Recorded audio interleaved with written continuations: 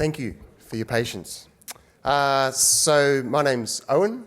I'm one of the co-founders of Previous Next. We've been really happy to be involved with this event again this year.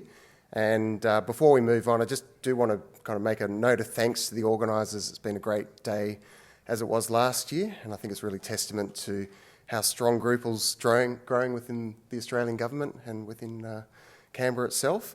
And I just wanted to note that there's going to be a draw at the end of this talk. I think it's related to one of the booths downstairs for a free something or other, free sticker. So my talk today is around facilitating code collaboration with Drupal.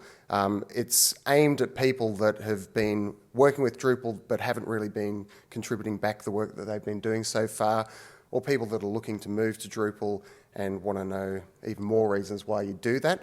I do want to note that I think my presentation was hacked by John Sheridan and who else was talking? Pia War this morning. She stole all my good ideas. So I'm going to skip through what they've already covered and I'll delve into the meatier bits. I'm also conscious of time, so I'm going to try and wrap up as close to 5 as possible.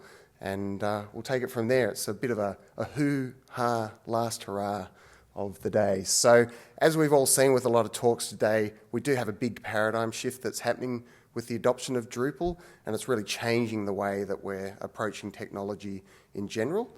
And it's a very exciting thing to be a part of, as I'm sure you'll all agree. So before I delve into it, I do want to go into a bit of a brief Drupal history. Some of you will be familiar with this story, others not so familiar, and it also plays into how I got involved with Drupal myself in the beginning. So if we look back to 2001, when Dries first developed Drupal as a little blogging platform that he could use while he was at uni, the first few years of Drupal were very much developer-focused, grassroots adoption.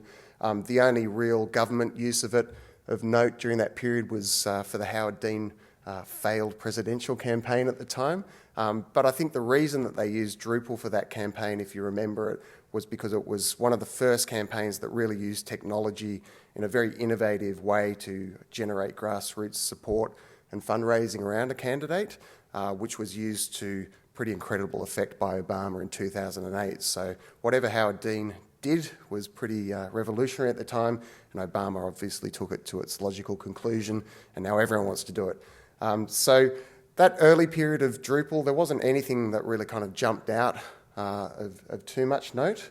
And the first DrupalCon in Brussels back in 2006 had about half as many people as are at this conference, probably about the same number as people in this room. But I think the important thing is that a lot of the people in this photo are still heavily involved in the project itself, including, I think, that's Jan there, as well as Dries and other people. So it's testament to the early people who were involved with the project that they've been able to keep that going through its rapid growth. So my own journey to Drupal, my wife actually wanted to start this little startup around aged care information and advice. At the time, I was a web designer, freelancing, and I hadn't really done anything too technical for the previous 10 years. I was a bit of a gun HTMLer up until CSS came out in the late 90s, and then I moved into design. And so I started looking at different CMSs that could fulfill the vision of what this project was about, which was about information sharing, collaboration, et cetera, et cetera. And at the time, the obvious choices seemed to be Joomla, WordPress, and Drupal. And there was a period there where all three of those platforms were considered in the same breath. I don't think that's the case anymore. I think Drupal has pulled away from those platforms in terms of what its best fit is, and that best fit is large, complex information systems which need to integrate with lots of other platforms, whereas the other two platforms have tended to stay in that small niche. To their credit, they're still good platforms for their purpose. My problem with Drupal at that point in time was that it was still Drupal 5, and as a non-developer, it was ugly. So luckily, in early 2006, 2008, Drupal 6 was released, and this graph is actually representing job ads around each platform, but you can see that with the release of Drupal 6, Drupal just took off in terms of its adoption and the need for developers who could work with the platform. And I think the main reason was that Drupal 6 solved a lot of those user experience issues, non-developer issues, and made it a lot more accessible to people like me, and I'm sure a lot of other people in the room. So I started using the platform quite a bit, doing a few little small projects on it, but I was relying on other people to help me do that, one of whom was Kim Pepper. I'm not sure if he's in the room at the moment. And through 2008, we started seeing a lot more high-profile organisations starting to use Drupal. So the Belgian government were one of the first adopters, and then some big corporates like FedEx and AOL started using it as well. And like every good trend, you need those early adopters to build confidence around the platform. No one wants to be the first canary down the mine shaft. So we did see that starting to happen through 2008, and Kim and I were starting to work together a little bit, and we thought, hey, let's start a company that's solely based around Drupal development, because companies like this are probably going to need it soon. We could see what was happening overseas. So at that point in time, we thought, oh, maybe we should call ourselves OK Computing for Owen and Kim, but luckily our wives shouted us down and said no one's ever going to trust a company called OK Computing, but they might trust one called Previous Next, because they'll be so confused about what it means that they'll just say yes. So we settled on Previous Next, and I think our premise back then was Kim came from this kind of hardcore Java scalability background, and we could see that big organisations were going to need that type of expertise implementing their Drupal sites. So that's kind of how we got into the picture. And one of our early projects that we did together was the New South Wales government, for some unknown reason, had chosen Drupal as the platform that they wanted to migrate to. And they called us up and they said, hey, we want to migrate our ASP site to Drupal by July the 1st. And I think it was June the 10th. So we actually got them live. We got them live with this site. It was right in the height of the GFC, another great time to start a company. And we were able to get them live, at least with a homepage and this fancy Google Maps showing where all the money was being spent to prop the economy up. And then from there, we then backfilled the rest of the site with Drupal. And from there, New South Wales government has really adopted Drupal in a big way, and we've been lucky to work with a lot of departments who are doing that. So I think that was all kind of confidence building. And little did we know in the background, some other blokes were also building a website. And I think in terms of fortuitous timing for us to have picked a platform that other major government departments were moving towards, we couldn't have had much better validation than this. So we're very lucky in that sense, as we all are, that the White House adopted at that point in time. And from there, we kind of went out to market, and this is a photo of us shortly after that point, trying to flog Drupal to government at a Gov 2.0 conference.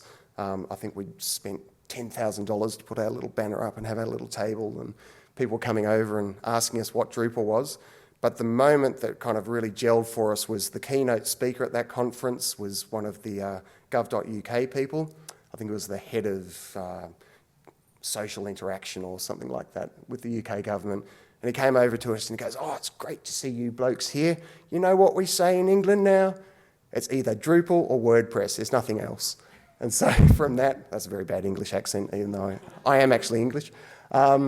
So from that point, we really had this confidence that Drupal was going to go gangbusters. You can see there that we were actually promoting Drupal as being used by 83 international governments as their social media platform, because that was the buzz at that point in time.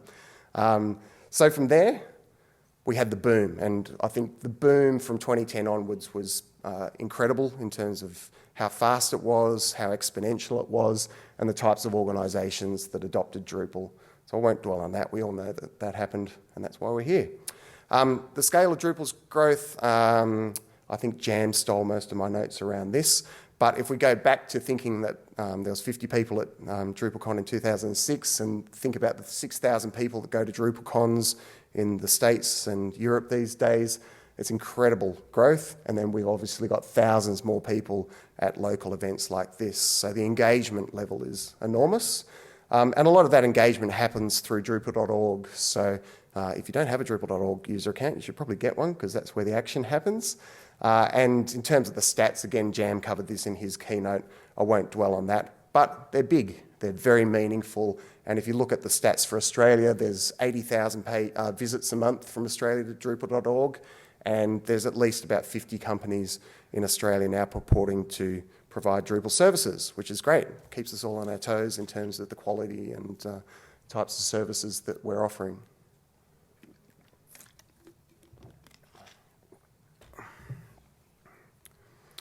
And government Drupal adoption. So that 83 national governments that were using Drupal in 2010 is now more than 170. The stat that Acquia bandies about is 30% of US government sites are on Drupal. And by my count before this conference, I worked out that about 50% of Australian government departments are using Drupal in some way, obviously some more than others. And the types of sites that are using it are important. They're big. They're probably among the biggest flagship sites that the government has. So the credence that is paid to Drupal as a platform of choice is significant. So why government chooses Drupal? What he said, you can download his slides. I'm not going to try and repeat what John said. And of course, he has a lot more authority on the topic than I do. So if you didn't see his keynote this morning, he provided a whole range of reasons why government's choosing Drupal. And I just wanted to touch on a few points around the freedom that Drupal provides. So a lot of people talked about the lack of vendor lock-in. You do have a huge choice of vendors that you can work with these days who will provide Drupal services. Or, as we've seen a lot of government departments do, you can adopt it internally and become incredibly self-sufficient. So I think one of the best experiences that we've had with that has been with SBS, and I know Tarrant from SBS was here today. We literally went in with SBS, had a couple of conversations, did about 2 weeks of training with their team who had an existing PHP CMS that they wanted to migrate across to Drupal because it had reached its end of life. Did a couple of weeks of training with their team. They did their first little project that we helped them a little bit with, and from there they've gone on to migrate almost all of their platform across to Drupal, all their TV sites. The World Cup was running on Drupal. I think Tarrant gave a talk at the local ACT meetup about that recently. And in the space of, I think, 2 years, they've been able to do that almost solely internally with very little external help and become totally self-sufficient in the platform. And again, coming back to that notion of owning their platform entirely and having full access to doing what they want to do with it. One of the things that hasn't really been dwelled on as the reason why people are switching to Drupal is that Drupal really has an underlying framework, a development framework that you can do anything with. And it just so happens that when you first install Drupal, it provides you with the functionality to do content publishing and manage users. But from there, you've got a whole underlying framework that's tied into a very rich API that you can do anything you want, integrate with anything that you want, and really the sky's the limit. And that's a bit of a head explosion for a lot of people looking at Drupal compared to competing platforms, especially proprietary platforms that come in and they say, hey, our platform can do all of these things out of the box, tick, tick, tick, tick, tick. Whereas Drupal has a totally different paradigm. The moment you first install Drupal, it looks pretty plain. It's like, well, what can I actually do with this? But the power of Drupal is in its modules. So as has been talked about, there's about 9,000 modules for Drupal 7 alone. And that means that if someone else hasn't already thought of solving a problem that you have that you can already leverage, then you can go off and write your own and plug that into Drupal. So it's this small core approach with a modular architecture. And it also allows you to then design anything that you want on top of it. So in terms of compliance with government branding standards, rich interactive interfaces using JavaScript, et cetera, mobile compatibility, all of that's totally possible. You're not restricted by specific templates or anything like that. And the final point that I wanted to make is that of the stats that I had before, you might have noticed that there's 450 what we call Drupal distributions available through Drupal.org. And a Drupal distribution is a pre-packaged set of Drupal modules and look and feel that provide a specific function. So some of the examples we've got here are an intranet, a social collaboration platform, a e-commerce store, and our platform, which is AGov, which is a government-compliant Drupal website, essentially out of the box. And the power of that is that you can create these products with Drupal and then release them into the wild. And that saves people redoing the same thing over and over again. So one of the interesting anecdotes I've had in the last couple of days is there's a lot of move by institutions like this to provide translation services through Drupal-based systems. The most logical thing to do would be for them to collaborate to build a distribution that solves that, release it into the wild, and then everyone can leverage off it rather than all trying to build their own version of it. So getting to the meat of what I wanted to talk about is collaborating around Drupal and what we can all do to drive the project forward.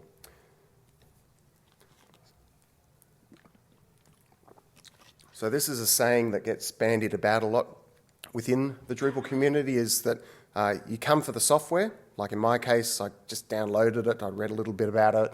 Hey, it seemed good, but I wasn't really aware of the community behind Drupal. But the reason that I've stuck with Drupal is largely because of the community and the interactions that we have. So the first point to make is that Drupal and its community has very strong governance in the form of the Drupal Association. And the Drupal Association provides all of the mechanisms for everything from dispute resolution to management of Drupal.org to funding of DrupalCons to scholarship programs to training programs, you name it. The Drupal Association is who runs that. And we're lucky enough to have Donna Benjamin sitting on the board of the Drupal Association from Australia. And that gives us a voice at that table. So if you want to really get involved in the direction of where Drupal management is heading, get involved with the Drupal Association. You can do that through a range of means. But I think one of the important things is that they're reliant on our direct financial support in order to keep going. And we as a company, we feel an obligation from having benefited from using Drupal to ensure that the Drupal Association can continue its mission through financial support. And we can do that through direct financial support as a supporting partner, where you can donate to the Drupal Association and doing things like event sponsorship. And all of that money literally goes back into paying for the server time so that people can go and use Drupal.org. All of that stuff isn't actually free, surprisingly. And the other thing that you should check out is this URL shows you all of the different ways that you can contribute to the project. The photo here is a code sprint of people actually writing Drupal 8 code. I think this was taken in Prague last year or Munich, somewhere like that. And so this is at the end of one of the big DrupalCons. Everyone gets together and they actually write the code that's going into the next release of Drupal. So I think the important thing that a few people have said is that Drupal is a meritocracy or a doocracy. And I think if you haven't been involved in the community and you're just downloading Drupal and you're sitting there complaining about something not working, well, hey, Drupal is an environment where you can jump in and you can have a direct influence on solving that problem. So some of the ways that you can do that is you can jump into the issue queue on Drupal.org, see the issues that are needing to be solved, both with Drupal core, with things like documentation, with patches for bugs that have been found, and you can literally go in and fix those and push them back if you're a developer. You can attend or host your own code sprints. So I know that we've had one here last year. I know at Drupal South, the next event that we'll have will be a code sprint where all the developers can get in a room together and mentor each other, share code, contribute code back to the project. For non-technical people like myself, we can get involved with Drupal documentation, so writing help manuals, feature specs, all of those types of things that are necessary for other people to adopt it. Volunteering and knowledge sharing at events like this. So without volunteers, these events don't happen. There's a huge amount of work that goes into it. I know Adam and Chris and who else was... Yep, Josh would have had quite a lot of sleepless, unpaid nights to get an event like this happening.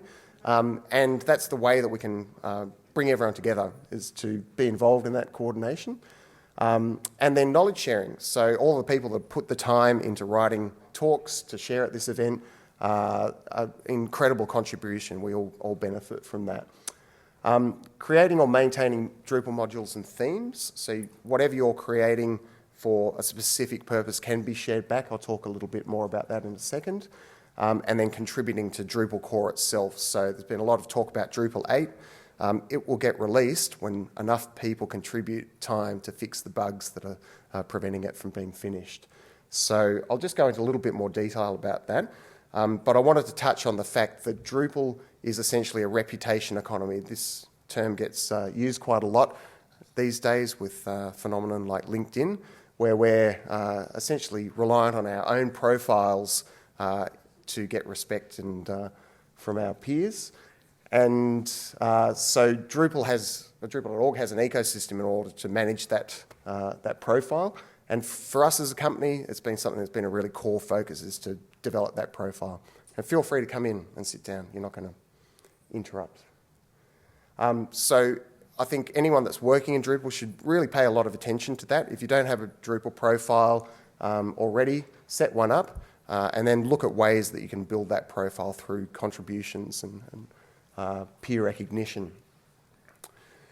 One of the big things that we've done as a company is that we've actually set aside a target of anyone that works for us.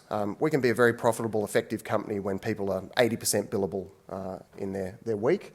And so we've told all of our staff that if you want to use that 20% additional time for contributing back to Drupal, then we're more than happy for you to do that, and we're going to help you direct your efforts so that it's done in a way that's going to be most beneficial to the project.